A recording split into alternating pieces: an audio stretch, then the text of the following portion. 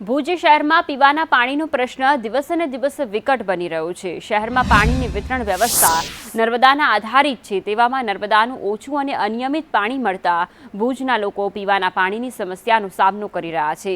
શહેરમાં હાલ 55 MLD દૈનિક પાણીની જરૂરિયાત છે, જેની સામે હાલમાં 45 MLD નર્મદાનું પાણી મળી રહ્યું છે।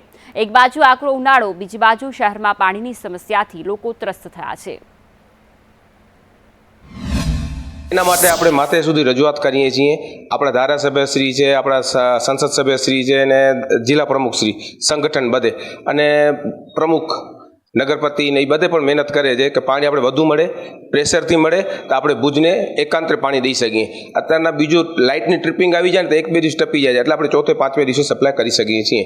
બાકી પાણી પૂરતું આવી જાય અને પ્રેશરથી આવે તો આપણે એકાંતરે બધાને દઈ શકીએ। ભુજના ધારાસભ્ય જે 2 બોર અમે મંજૂર કરાવ્યા હતા, કારોબારીએ મંજૂર કર્યા હતા, સંકલન સમિતિમાં ના પાડી કે ભુજ શહેરમાં બોરની કોઈ જરૂર નથી। પીવાનું પાણી જ્યારે માત્ર ને માત્ર આપણે નર્મદા આધારિત હોઈએ અને નર્મદા આધારિત ન રહીએ અને કાંઈક પણ આપણે ભુજમાં સોર્સ ગોતી અને ભુજ શહેરને પાણી પૂરતો મળી રહે એવા આયોજન કરવા જોઈએ, પણ આ લોકો આયોજન કરી શકતા નથી। આ અંદરોની પોતાની ખટપટના કારણે આજે ભુજ શહેરની પ્રજા ભોગવી રહી છે।